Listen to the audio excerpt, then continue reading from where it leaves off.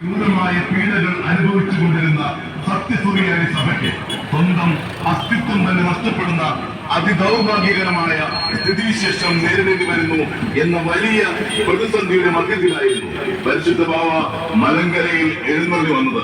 നൂറ്റാണ്ടുകളായി സഭ പാലിച്ചു വന്ന, തലമുറകളായി പൂർവിക പിതാക്കന്മാർ പകർന്നു തന്ന വിശ്വാസങ്ങളും ആചാരാനുഷ്ഠാനങ്ങളും അന്ത്യോക്യൻ പൗരോഹിത്യ പിന്തുടർച്ചയും എല്ലാം ഇല്ലാതാക്കാൻ റോമൻ ആർച്ച് ബിഷപ്പ് മെലസിസ് നടത്തിയ എല്ലാ കുതന്ത്രങ്ങളെയും ചെറുത്തു നിൽക്കാൻ സത്യവിശ്വാസികളായിരുന്ന അർദ്ധനാഥന്മാർക്കും പുരോഹിതന്മാർക്കും വിശ്വാസി സമൂഹത്തിനും പരിമിതികൾ ഏറെയായിരുന്നു.